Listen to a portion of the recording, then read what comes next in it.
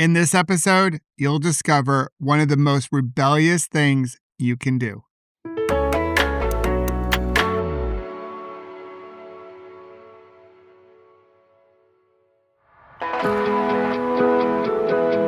Hey there, it's Michael. Welcome to Whole Again, a show about helping survivors of physical injury and trauma reclaim their strength and resilience through the wisdom of Kintsugi. Today, as we continue to recognize Mental Health Awareness Month and how our mental health impacts our overall healing, you'll discover that rebel within you, the real enemy, and ways to enhance your confidence so you can step into the person you're becoming. But before we get there, I do want to take a moment to thank you for being here and thank you for being a fellow survivor. So if you're ready, wherever you happen to be, take a healthy breath in and a slow, releasing breath out, and let's get into it. All right, let's start here. Recently, I saw a LinkedIn post by Kristen Graham. She's been on our podcast, and she's my favorite word nerd out there. And the post read, "In a society that benefits from your self-doubt, liking yourself is a rebellious act." That is good. Let that land for a moment. It's so good because it's so true. Because if you're on a healing journey, if you're trying to recover from anything, injury, illness, trauma, heck, if you're alive today, then you probably felt a tug of doubt, of wonder, of imposter syndrome. Unless, of course, you're one of those bros walking around with all the confidence in the world, but you're probably masking the fact that you have doubt. So you're just projecting this overconfidence. Yeah, I think that might be it, but I digress. Let's get back to all of us who are healing. We have moments of doubt. It makes us human. And this doubt is not just about our physical health, our body. It's about our worth, our capacity, our strength, our future. When we're recovering from something, we have doubt. I know I did about what will the future be like? Who will I become? Will I ever get better? But what if I told you that doubt isn't a sign of failure, but rather it's the body's way of letting you know you're on the edge of something really meaningful? How is that for a mindset shift? They say that doubt will kill more dreams than failure ever will. How true is that? And there's a difference between fear and doubt. Fear, in so many cases, it protects us. You hear people talking about saber-toothed tigers all the time. Like, fear is part of our biology. We have a fear instinct. It's primal. It's helped us survive, to stay out of harm's way. Fear is not a bad thing. Now, doubt, though, is different. Doubt can be paralyzing. It's a little bit more subtle than fear. It's internal, and it sounds like our own voice. Going back to what I believe it all comes down to, the conversation you have with yourself about yourself. It sounds like, I can't do this. I'm not strong enough. I'll never get better. And those are not facts. Those are simply opinions. But doubt dresses it up as logic, as like the rational mind, but it's not. And doubt shows up when we're trying to heal. I know this from my experience in talking to countless other survivors.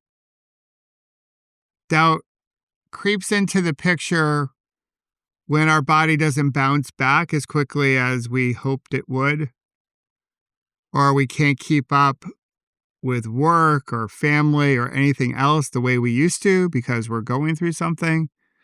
Or maybe it's the feeling that we're a burden for needing to rest more than we usually have rested. Or when we look in the mirror, when we're naked in the morning, getting ready, which is our most vulnerable state, and we don't recognize the person we see in the mirror anymore, and not in a positive way, but in a less than way. All of this is some form of doubt. But Kintsugi can be our teacher. Kintsugi teaches us that our cracks, the evidence of our struggle, places where we feel broken, can become the strongest parts of the body in many ways, much like the pottery, where they put the urishi, where they bring the pottery back together. It can never break where it once cracked. It becomes the most beautiful parts of our story.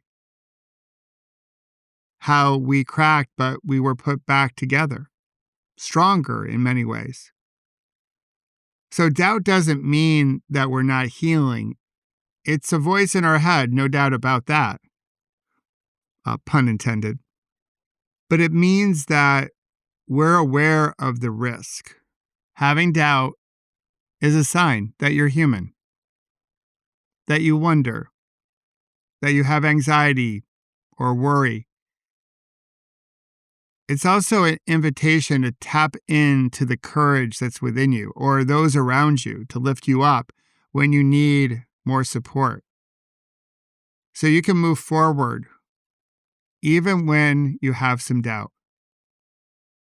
And the thing is, we can get better at moving forward even when we feel some doubt. And I would like to share 3 little exercises because we believe in micro steps here at Whole Again that can help you enhance your confidence, which can help you move forward even when you have a moment of doubt. So you might have heard about the game called 2 Truths and a Lie. Well, this is a variation of it. 5 truths and 1 doubt, or 5 truths and a lie. You play this game by telling yourself 5 truths, 5 things that you can do when you say 1 thing that you can't do. It balances out the doubt. It enhances the confidence. So yeah, there are certain things that we can't do, but there are plenty of things that we can do. And when we remember that we can do things, that can be the inspiration, the motivation, if you will, to take a step forward. You can also visualize your wholeness. I'm a big fan of visualization. There are a few visualization practices on my app, but you can visualize yourself becoming who you're becoming.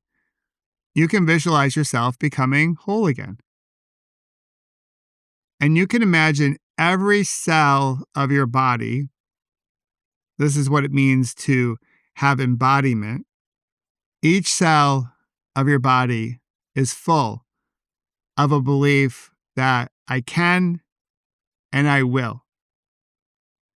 There's an instructor at Peloton, you know, the spin bikes, Christine. She has a mantra. I am, I can, I will, I do. I just love it. I think I got that right. I'm a huge fan of hers. And she also knows the value of changing the inner dialogue. So important, as I've already mentioned. And here's the third thing. Take a micro action. Don't wait for confidence. Don't wait for assurance. Don't wait for any of that. We build it. We build confidence. We shift our mood by taking one tiny action. This was my whole approach to my recovery. Confidence is like a muscle. The stronger it gets, it can overpower doubt. Sort of like their arm wrestling.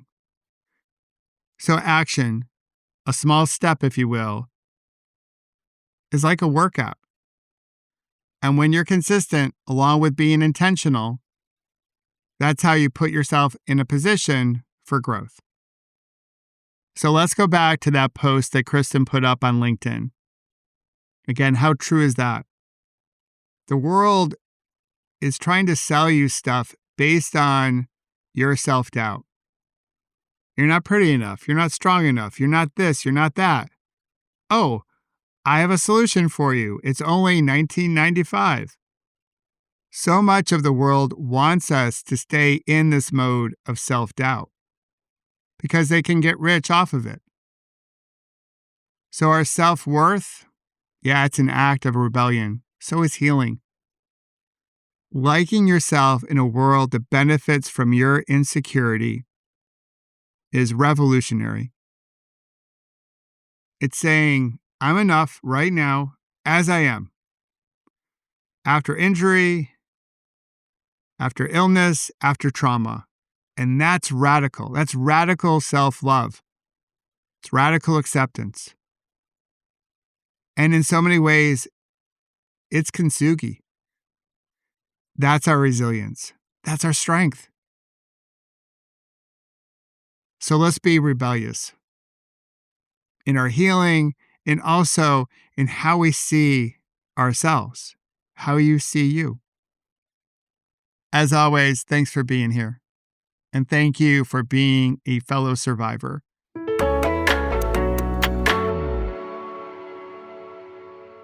In this episode, you discovered how to tap into the rebel that's within you, the real enemy, which is really doubt, and a few ways to enhance your confidence so you can give self-doubt a run for its money. Again, thanks for being here, and thank you for being a fellow survivor.